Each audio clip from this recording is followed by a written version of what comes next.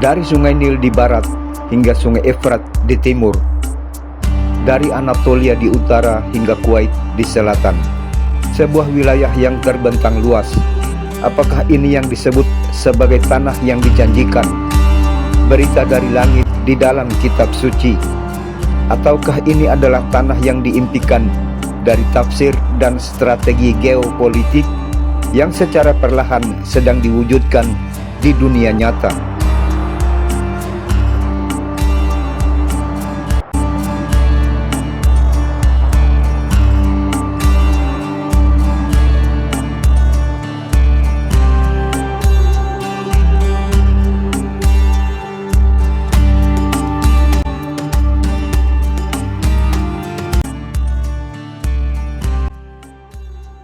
Kita akan menelusuri jejak konflik, ideologi dan kekuasaan di balik konsep Greater Israel, sebuah wilayah raksasa dari negara-negara di sekitarnya yang kini tercerai-berai oleh perang dan krisis.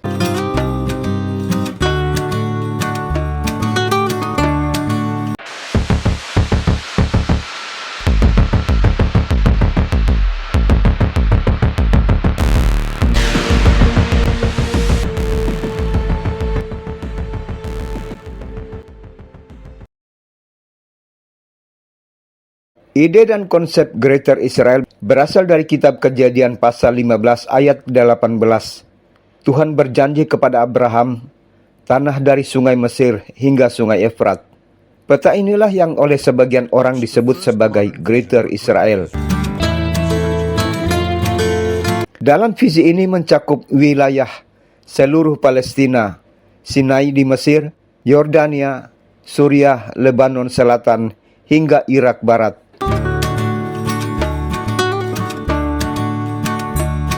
Zionisme adalah gerakan nasionalis Yahudi untuk mendirikan negara di tanah leluhur mereka. Namun, tidak semua Zionis memiliki pandangan yang sama. Sebagian Zionis religius ekstrim meyakini bahwa tanah-tanah itu adalah janji Tuhan dan harus diwujudkan sebagai milik negara Israel dengan jalan merebutnya. Tetapi pemerintah Israel secara resmi tidak pernah mendeklarasikan tujuan Greater Israel. Meski tidak diakui secara resmi, banyak langkah Israel yang seolah mencerminkan strategi jangka panjang. Langkah yang telah dilakukan pemerintah Israel, aneksasi dataran tinggi Golan milik Suriah, pendudukan tepi barat dan Yerusalem Timur, hubungan rahasia dan perjanjian dengan negara-negara Arab, upaya melemahkan musuh regional yaitu Suriah, Hezbollah di Lebanon Selatan, dan Iran. Suriah adalah titik sentral Greater Israel, sebuah pusat peta yang saat ini mengalami kekacauan. Kejatuhan Bashar Assad, pasukan IDF yang melintasi perbatasan de facto dataran tinggi Golan, dan perang sipil yang terjadi saat ini antara Druze dan suku Badui Suriah. Apakah ritme kehidupan di Suriah yang menghentak berjalan sesuai dengan alur sejarah? Ataukah jebakan yang telah disiapkan untuk melemahkan Suriah? Mengapa Israel mesti mempertaruhkan kedudukannya di mata dunia dengan melindungi minoritas Druze di Suriah? Druze jelas bukan Islam dan sangat jauh perbedaan dengan Yahudi. Apakah karena Suriah adalah pusat peta yang menjadi target kekacauan? Suriah adalah jantung dari kawasan itu. Pecahnya perang sipil di Suriah melemahkan rezim Assad, musuh utama Israel. Perang ini menguntungkan Israel secara strategis karena Hezbollah dan Iran juga terkuras. Apakah ini sebuah kebetulan atau bagian dari pecah belah demi mengendalikan kawasan? Ada yang mempercayai proyek Greater Israel ada dan sedang berjalan. Dalam agenda tertentu muncul peta Greater Israel. Perluasan pemukiman Yahudi yang terus berlanjut. Dukungan nyata dari Amerika kepada Israel tidak pernah goyah. Tidak semua penduduk Israel sepakat dan menerima agenda Greater Israel. Ada juga penduduk Israel yang tidak setuju dengan proyek Greater Israel. Tetapi sayang, mereka tidak memiliki kekuatan. Bagi kelompok Yahudi ini, peta Greater Israel saat ini adalah hasil interpretasi. Tidak berdasarkan janji Tuhan kepada Abraham. Dari ribuan tahun yang lalu, kitab suci menyebut sebuah janji. Tanah yang diperuntukkan bagi keturunan Abraham disebut sebagai tanah Kanaan. Wilayah ini terbentang dari Gunung Lebanon di utara hingga padang gurun di selatan. Dalam teks-teks suci Yahudi dan Kristen, wilayah ini mencakup tanah-tanah yang didiami suku-suku kuno Het, Amori, Kanaan, Yebus, dan lainnya. Wilayah yang kini dikenal sebagai Israel, Palestina, bagian dari Yordania, Lebanon Selatan, dan sebagian kecil Suriah. Namun muncul pertanyaan penting, apakah ini semata janji spiritual ataukah sebuah landasan bagi agenda politik?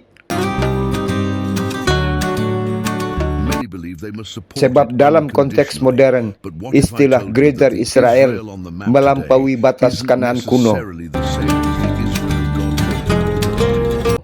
Wilayah ini membentang dari Sungai Nil hingga Sungai Efrat,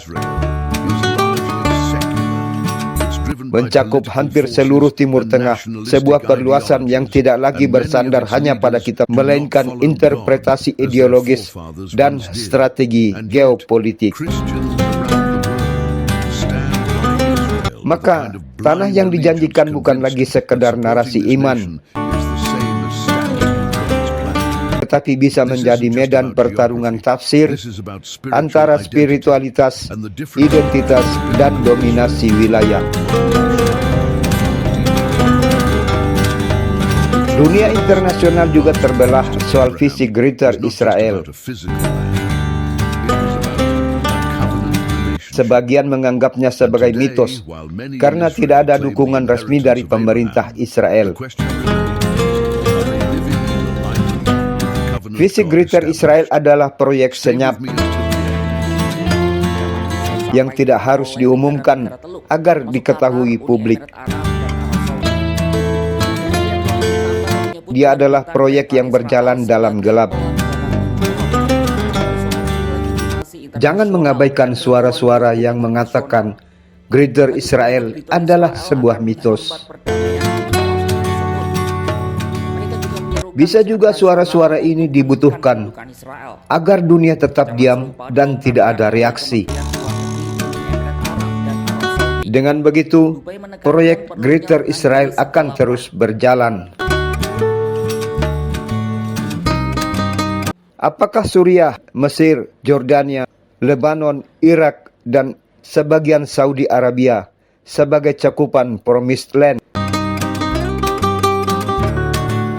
Promised Land tidak mencakup seluruh atau sebagian wilayah negara-negara tersebut. Mengapa negara-negara tersebut dimasukkan sebagai bagian dari Greater Israel? Suriah adalah lokasi di mana bangsa Asyur atau Assyria berada. Pada tahun 772 sebelum Masehi, bangsa Assyria, negeri superpower kuno dengan rajanya Shalmaneser V, menyerang kerajaan Israel. membunuh singa Israel. Anak-anak singa menjadi terlantar dan kemudian hilang tanpa jejak. Itulah 10 suku Israel yang hilang. Lebanon Selatan adalah wilayah Asyur. Kuwait sangat jauh dari lokasi Promised Land. Tepi barat Sungai Efrat atau Al-Furat, lokasi negeri Babel atau Babilonia. Nebukadnezar atau Bukhtanasar, Raja Babel yang telah memanah singa Yehuda, menghancurkan Yerusalem dan membakar bait suci. Kuwait terletak di hilir Sungai Al-Furat, lokasi yang paling dekat dengan ibu kota Babilonia.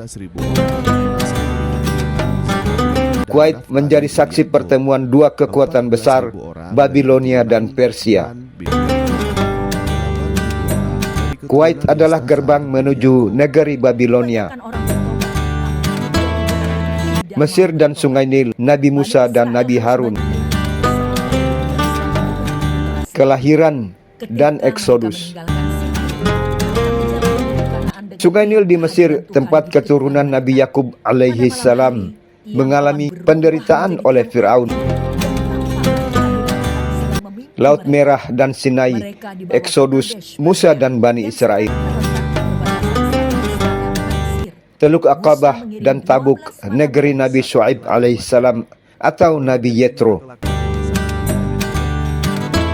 Teluk Aqabah dan Tabuk, Nabi Musa menikahi putri Nabi Syuaib alaihi salam. Negeri-negeri yang disebut dan tergambar dalam Greater Israel bukan tanah Kanaan, the Promised Land. Tetapi mereka adalah tanah-tanah yang telah menimbulkan kesedihan, kesengsaraan, kehilangan, dan kematian bagi Israel. Negeri-negeri tersebut harus direbut menjadi bagian dari negara Israel. Zionis sayap kanan, yaitu Yahudi Zionis ekstremis, mengatakan Greater Israel adalah janji Tuhan yang harus diwujudkan. Meskipun untuk mewujudkan Greater Israel harus dengan senjata. Greater Israel, janji Tuhan, ataukah ambisi geopolitik yang tersembunyi? Dan berjalan perlahan di tengah reruntuhan Suriah, penderitaan Palestina, dan krisis regional. Apakah wilayah ini sedang dipetakan ulang?